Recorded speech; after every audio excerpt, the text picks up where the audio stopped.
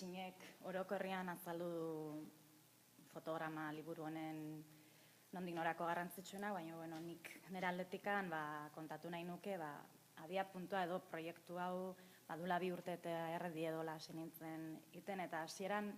inongo asmoikan gabe, ariketa huts bat bezala, argazki bat hartu nun, hain zuzen lehenengo ipuia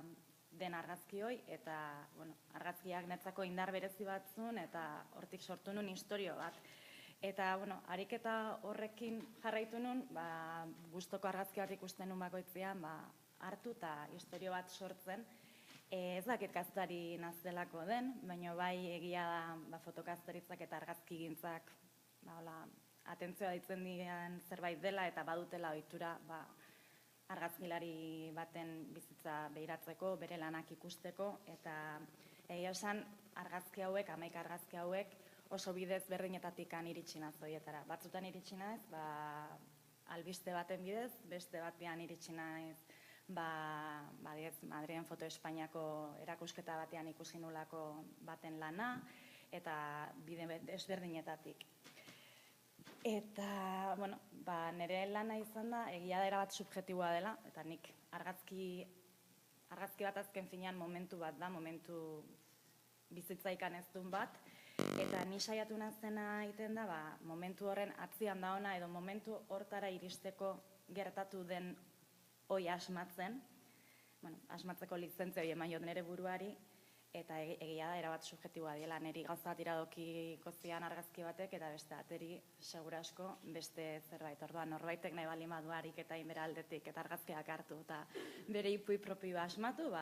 libre. Eta baitare aipatu nahi nuke, askotan erabat fikziozkoak diela istorioak, baina beste batzutan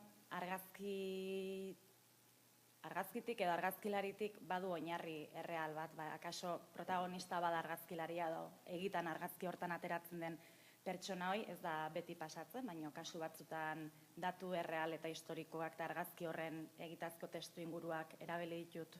istorioa asmatzeko. Eta, ez dakit bukatzeko esan nahiko nuke, atzean dakazutea Itxinek aipatu duen argazkiak edo jasotzen dituen webgunea, bai. Hola dago antolatu. Ikusten dira argazkiak eta infori emanezkeo biografia motz-motz bat. Orduan, egia da ez dela beharrezkoa, liburua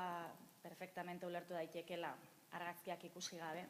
baina nik eskatuko nioke edo proposatuko nioke irakurliari lantxo hori hartu eta webgune hontara sartzeko ikusteko dauden argazkiak, eta igual buruan imaginatu du noi irakurtzen naizen bitartean, ia argazki horrekin bat iten duen edo